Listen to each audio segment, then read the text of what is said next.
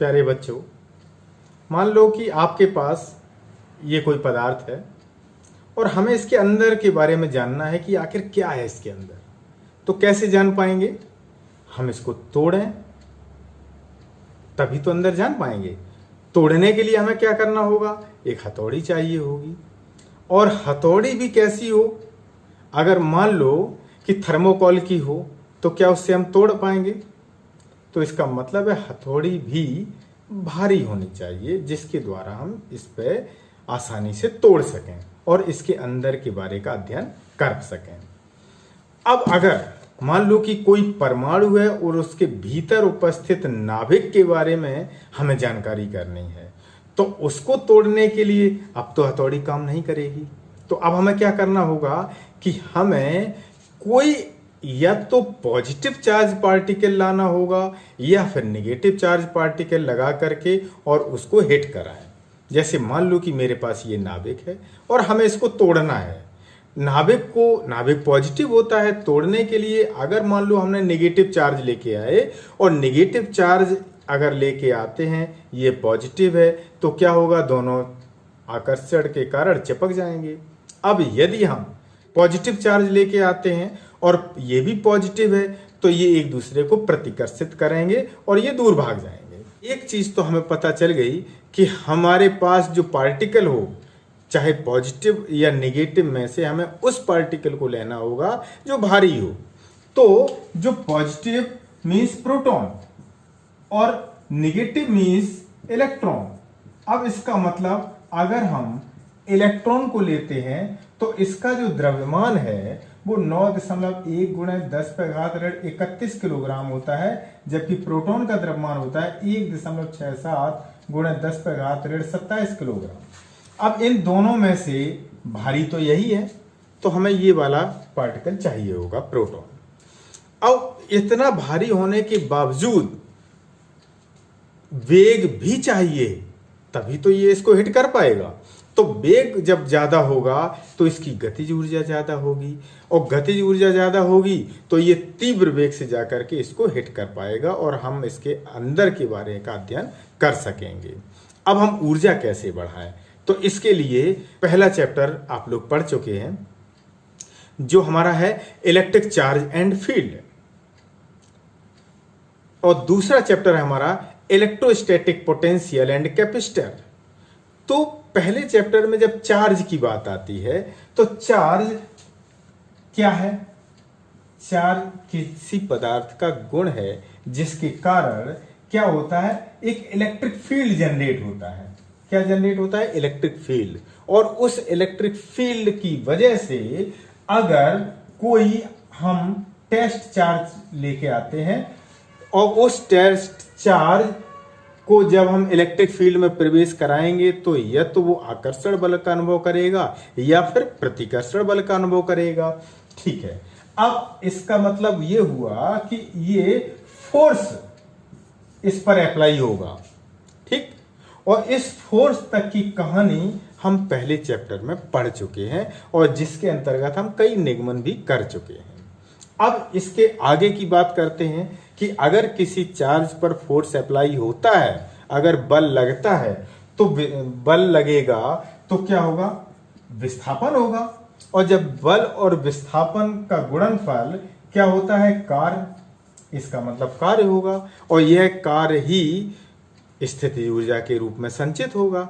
स्थिति ऊर्जा मतलब पोटेंशियल एनर्जी, और पोटेंशियल एनर्जी जो होती है U बराबर वो होती है QV। जब पोटेंशियल एनर्जी संचित होगी तो पोटेंशियल एनर्जी की वजह से इसका पोटेंशियल बढ़ेगा। ठीक है, और यही पोटेंशियल एनर्जी कन्वर्ट होती है काइनेटिक एनर्जी में, गतिज ऊर्जा में। और गतिज ऊर्जा में जब कन्वर्ट होगी तो गतिज ऊर्जा के कारण इसका क्या बढ़ेगा? वेग बढ़ेगा। तो हम अगर प्रोटॉन को नाभिक से टक्कर कराएं तो हमें बहुत उच्च वेग चाहिए होगा, और उच्च वेग का मतलब है उच्च गतिज ऊर्जा, और उच्च गतिज ऊर्जा को मतलब उच्च पोटेंशियल एनर्जी। उच्च पोटेंशियल एनर्जी या उच्च स्थितिज ऊर्जा की वजह से हमें उच्च विभव चाहिए। अब ये विभव कैसे मिले, तो इसके लिए अमेरिकन भौतिक Shastri Robert Jameson one day graph ने 1929 में एक डिवाइस बनाई है और उस डिवाइस का नाम है वान डे ग्राफ जनरेटर, जिसके बारे में आज हम अध्ययन करने वाले हैं।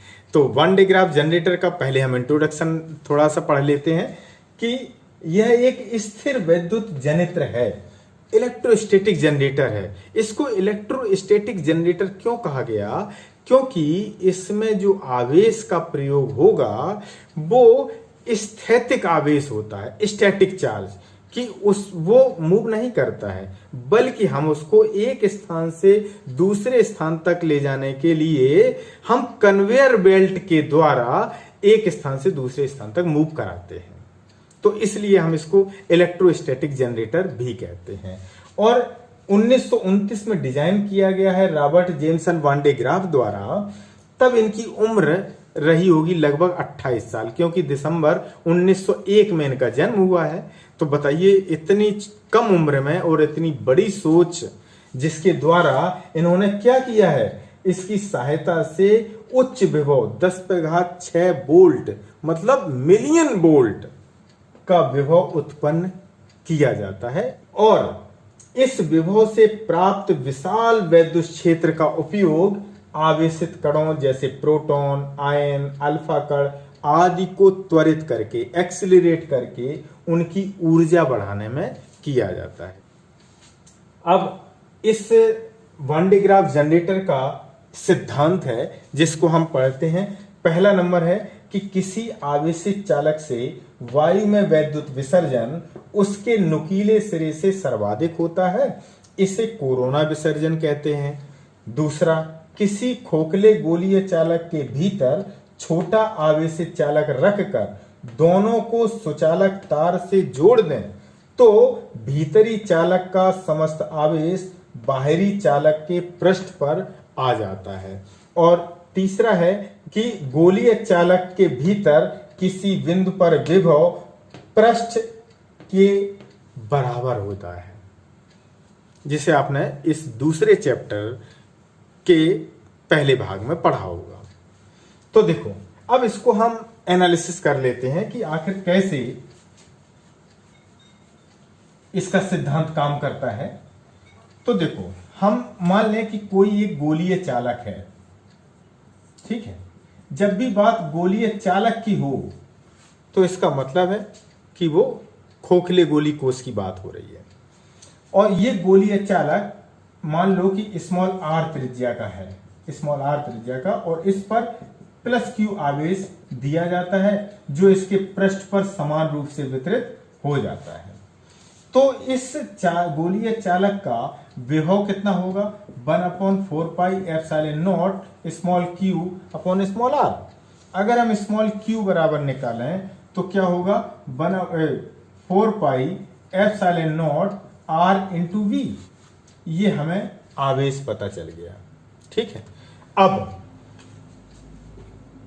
किसी गोलीय चालक के प्रति एकांक क्षेत्रफल में उपस्थित आवेश की मात्रा को आवेश का पृष्ठीय घनत्व सिग्मा कहते हैं, और ये सिग्मा बराबर होता है Q अपॉन A।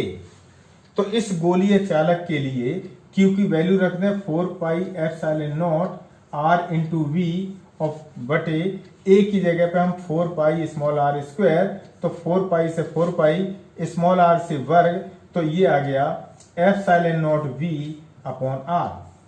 ε0 और v कैसे नियत है, और जब ये नियत है दिए गए गोलीय चालक के लिए तो सिग्मा बराबर समानुपाती क्या होगा, 1/r, जो ये प्रदर्शित करता है कि अगर गोलीय चालक की त्रिज्या कम है तो उसका पृष्ठीय आवेश घनत्व उतना ही अधिक होगा। जैसे ये मार्कर है, इसकी नोक का अगर हम कर्वेचर देखें तो कुछ इस टाइप का बनेगा, ठीक है। अब इसकी अगर हम त्रिज्या देखें और वहीं अगर सुई की नोक हो तो सुई की नोक की तो और ज्यादा ये इस तरीके से होगा सुई की नोक के लिए। तो इन दोनों का अगर हम तुलना करें तो सुई की नोक की त्रिज्या कम होगी, ज्यादा बहुत कम होगी, और जब बहुत कम होगी तो उसका पृष्ठीय आवेश घनत्व उतना ही अधिक होगा। तो अब क्या होगा कि वो अपने आसपास की वायु में क्या करेगा, परावैद्युत भंजन होगा। वायु के कणों में परावैद्युत भंजन का मतलब है डाई इलेक्ट्रिक ब्रेकडाउन। ये वायु के कण आयनित हो जाएंगे, तो आयनित होने पे क्या होगा कि यहां से चार्ज का लीकेज होने लगेगा, और जब चार्ज का लीकेज होने लगेगा तो ये स्थिति कहलाती है कोरोना विसर्जन, कोरोना डिस्चार्ज। और ऐसा ही कोरोना डिस्चार्ज का एग्जाम्पल और आपको एक दो जगह देखने को मिलेगा। जैसे बेंजामिन फ्रैंकलिन ने एक तड़ित चालक बनाया है, और तड़ित चालक की खोज की थी बेंजामिन फ्रैंकलिन ने। तो बेंजामिन फ्रैंकलिन का क्या था कि मान लो ये बादल है, और इन बादल में मान लो ये पॉजिटिव चार्ज है।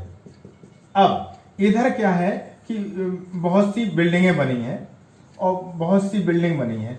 अब इन बिल्डिंग में जो सबसे ऊंचाई पे है, उस बिल्डिंग के साथ क्या किया जाता है, आप लोगों ने देखा होगा, एक त्रिशूल बना दिया जाता है, और उस त्रिशूल की जो नोक होती है वो नोक बहुत पतली रखी जाती है। अब पतली जब नोक होगी तो उसका पृष्ठीय आवेश घनत्व बहुत ज्यादा होगा। पृष्ठीय, अब ये पॉजिटिव है तो ये पृथ्वी से क्या लेता है, नेगेटिव चार्ज ले लेता है। तो ये नेगेटिव चार्ज यहां पर बहुत ज्यादा नेगेटिव चार्ज इकट्ठा हो जाता है।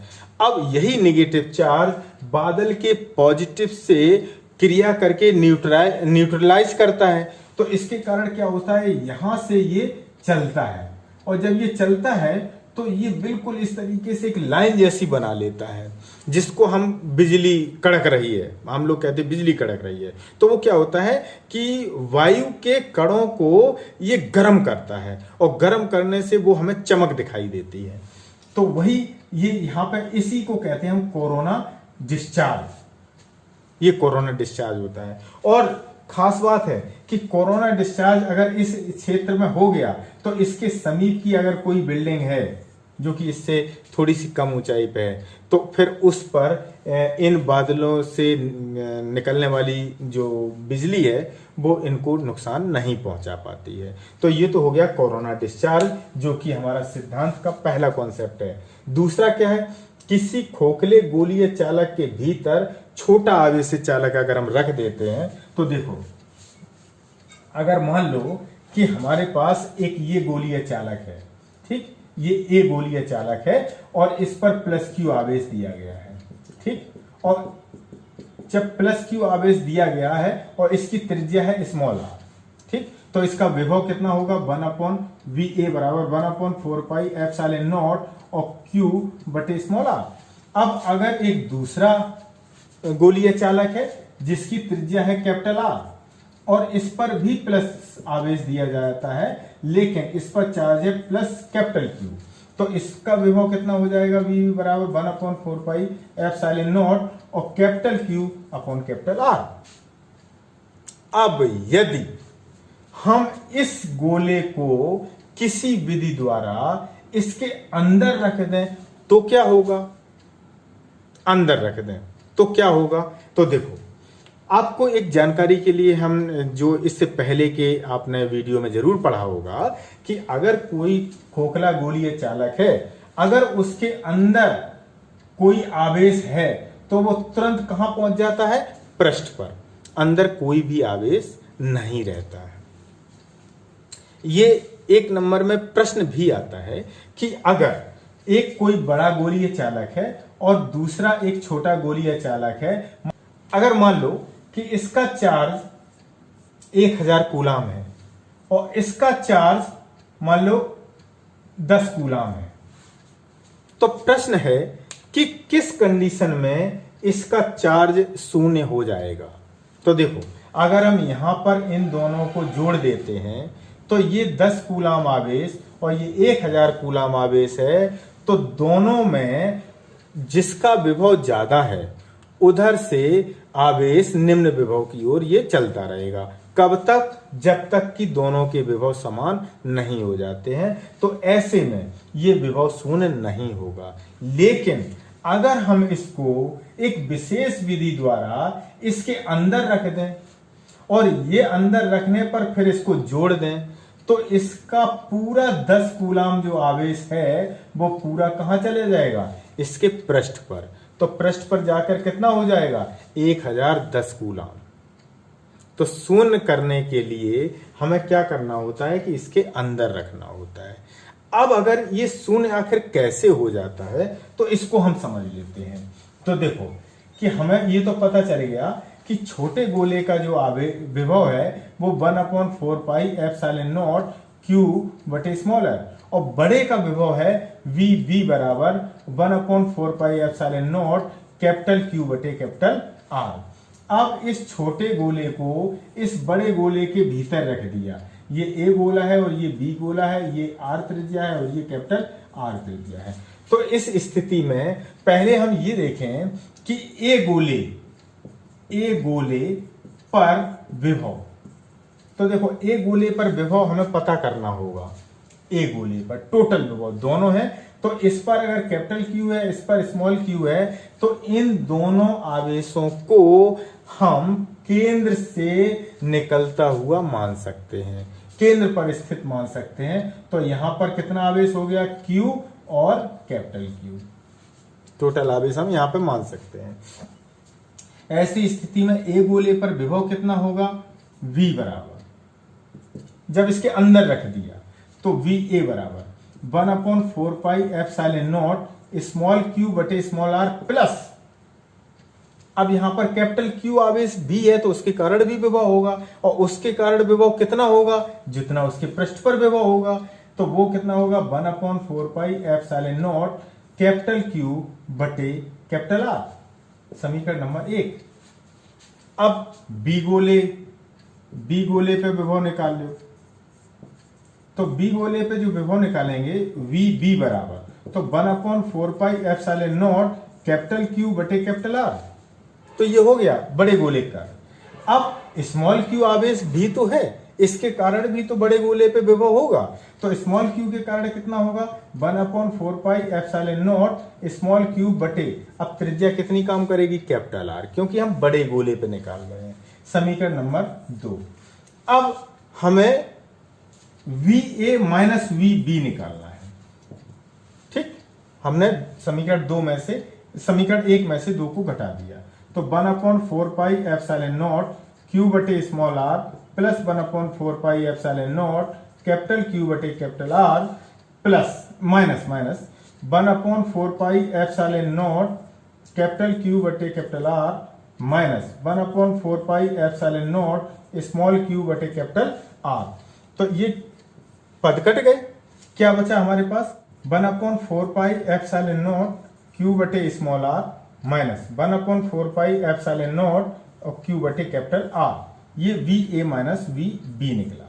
अब आप इस सूत्र में एक चीज तो पहले देखें कि कहीं इसमें कैपिटल Q है?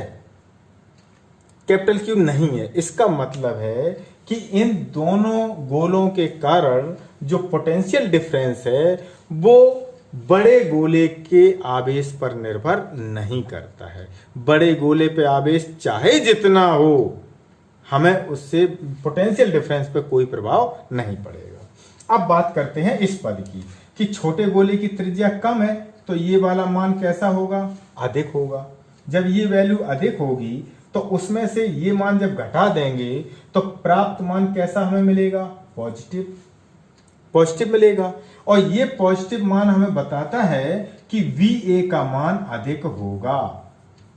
पॉजिटिव तभी तो होगा जब ये वैल्यू अधिक होगी, और जब ये वैल्यू अधिक है इसका मतलब है कि छोटे गोले का विभव अधिक होगा। ठीक, और आपने ये पढ़ा है कि जो धनावेश होता है वो उच्च विभव से निम्न विभव की ओर चलता है। तो इसका मतलब ये हुआ कि यहां पर अगर हमें इसको एक तार से जोड़ दें, सुचालक तार से, तो यहां का जो आवेश है उच्च विभव पर होने के कारण ये पूरा आवेश कहां चला जाएगा? बाहरी गोले के पृष्ठ पर। अब हम इसकी रचना समझते हैं कि सबसे पहले हम 2 से 3 मीटर का एक विशाल गोलीय चालक लेते हैं। यहां पे हमने एक विशाल गोलीय चालक ले लिया 2 से 3 मीटर का व्यास का, और लगभग 15 मीटर ऊंचा विद्युत रोधी एक स्टैंड ले लिया। एक यहां पे हमने विद्युत रोधी स्टैंड लगा दिया। ठीक, ये एक स्टैंड लगा दिया। फिर हमने यहां पे 2 घिरनी ली, एक ये घिरनी ली और एक ये घिरनी ली। इस घिरनी को हमने नाम दे दिया P1 और इसको नाम दे दिया P2। और इस घिरनी पर एक हमने कन्वेयर बेल्ट लगा दी। एक हमने ये कन्वेयर बेल्ट ये ली और इस पे चढ़ा दी। ठीक है, अब इस घिरनी को घुमाने के लिए हमने क्या किया, यहां पे एक मोटर जोड़ दिया। एक मोटर जोड़ दिया इस घिरनी को घुमाने के लिए। इसके बाद फिर हमने एक यहां पर लगा दी एक स्प्रे कंघी। ये हमने एक स्प्रे कंघी ली और हमने यहां पे क्या किया, इसको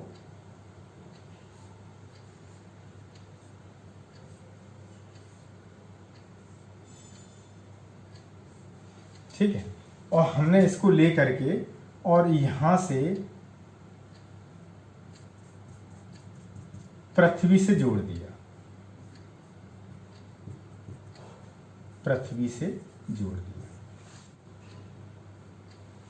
यहां पे एक कंघी जोड़ दी और ऐसे जोड़ दिया।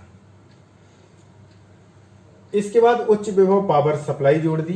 ये HT है, हाई टेंशन की, जिसका ये पॉजिटिव है और ये नेगेटिव है।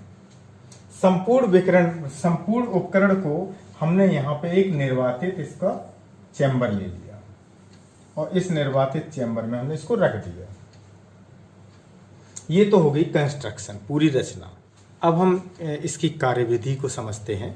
कार्यविधि में क्या है कि स्प्रे कंघी C1 को, स्प्रे कंघी ये है C1, ठीक, C1 को उच्च विभव जब ये power high tension power supply से जोड़ा जाता है और कितना वोल्टेज दिया जाता है, 10⁴ वोल्ट जब यहाँ पे दिया जाता है इससे, तो सबसे ज्यादा जो ये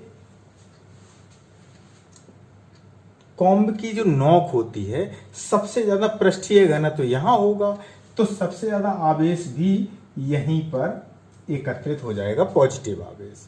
अब ये जो बेल्ट होती है ये इंसुलेटेड बेल्ट होती है। इंसुलेटेड का मतलब है कि इसमें धन आयन और ऋण आयन दोनों समान रूप से इसमें वितरित हैं। अब जैसे ही ये बेल्ट इसके सामने आती है तो उस बेल्ट में उपस्थित ऋण आवेश आकर्षित होता है इस धन आवेश की ओर। तो जब इसका ये ऋण आवेश, बेल्ट का जो ऋण आवेश है वो अगर इधर की ओर आता है और इसको न्यूट्रलाइज करता है, तो यहां इस बेल्ट में कौन सा आवेश रह जाएगा, पॉजिटिव। और जब ये पॉजिटिव आवेश रह जाएगा और इधर बेल्ट घूमती है तो यही पॉजिटिव आवेश ऊपर की ओर बढ़ता है। ठीक, ये स्टैटिक चार्ज जो स्थिर आवेश है ये मूव कर रहा है, काहे के द्वारा, इस कन्वेयर बेल्ट के द्वारा ये मूव कर रहा है और यहां तक आता है। ठीक, आने के बाद फिर क्या होता है कि विसर्जन द्वारा, तो कोरोना विसर्जन द्वारा, यहां पे वही कोरोना विसर्जन ही तो होता है, क्योंकि सबसे ज्यादा नोक पर पृष्ठीय आवेश का घनत्व होता है। तो पट्टे, गतिमान पट्टे पर धन आवेश की बौछार होती है, तो ये धनावेश क्या है, ये ऊपर की ओर पहुंचता है। संग्राहक कंघी C2 पर स्थानांतरित होता है, यहां पर ये धनावेशित है। अब ये कॉम्ब जो है ये कैसी है, अभी उदासीन है, लेकिन जैसे ही इसके संपर्क में आई तो कॉम्ब का जो नेगेटिव है वो नेगेटिव आया और वो निकल करके इसको न्यूट्रलाइज करता है। तो यहां पर क्या बचता है, पॉजिटिव, और ये पॉजिटिव आवेश जुड़ा है किससे, इस धात्विक चालक से। चालक से जुड़े होने से ये पॉजिटिव आवेश आता है और इसके पृष्ठ पर समान रूप से वितरित हो जाता है। अब ये यहां से घूमते हुए जब यहां पर आती है तो यहां पर कोई चार्ज नहीं होता है।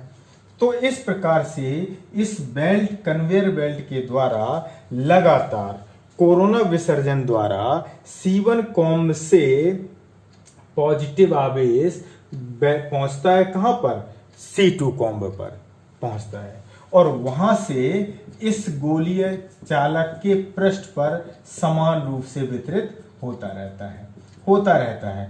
कब तक होता रहेगा, कब तक होता रहेगा, आगे लिखा है, चूंकि यह खोखले चालक से जुड़ी होती है अतः समस्त धनावेश गोले के पृष्ठ पर समान रूप से वितरित हो जाता है, और लगातार आवेश के बढ़ने पर पृष्ठ पर जो आवेश बढ़ेगा तो पोटेंशियल बढ़ेगा, और ये पोटेंशियल मिलियन वोल्ट तक बढ़ जाता है, और तब तक बढ़ता रहता है जब तक कि अपने संपर्क की वायु से क्रिया करके उसे आयनित ना कर दे, तब तक। और इस आयनन की क्रिया को कहते हैं हम परावैद्युत भंजन कहते हैं। और जब ये परावैद्युत भंजन होता है तो जब वायु के कण से, अगर मान लो यहाँ पर वायु के कण हैं और मान लो ये वायु के कण धन भी हैं और ऋण भी हैं, आयनित हो गया, तो यहाँ पे क्या होगा, इन ऋण इलेक्ट्रॉनों के लगातार आने से क्या होगा, कोरोना विसर्जन होगा, चमक उत्पन्न होगी। तो यही कोरोना विसर्जन है जिसके द्वारा इसको विसर्जन से बचाने से पहले तक इसको लगातार हम आवेश देते रहते हैं, और यही मिलियन जब वोल्ट का पोटेंशियल बन गया। अब मान लो कि ये कोई कांच की नली है, मान लो यहाँ पर कोई कांच की नली है, और इस कांच की नली में यहाँ पर कोई भी हमने एलिमेंट यहाँ पर रख दिया, और इसके बाद यहाँ पर हमने पॉजिटिव चार्ज लिया, प्रोटॉन, मान लो प्रोटॉन ले लिया। अब जो हमने सिद्धांत लिखवाया उसका तीसरा पॉइंट है कि गोलीय चालक के बाहरी पृष्ठ पर जो विभव होता है वही उसके अंदर किसी बिंदु पर होता है। तो यहाँ पर भी बहुत ज्यादा पृष्ठ, यहाँ पर भी विभव बहुत ज्यादा होगा, और यहाँ विभव बहुत ज्यादा है, और यहाँ पे क्या किया जाता है, इसको जोड़ दिया जाता है पृथ्वी से। जब इसको पृथ्वी से जोड़ दिया जाता है तो यहाँ का विभव शून्य है और यहाँ का विभव मिलियन वोल्ट है।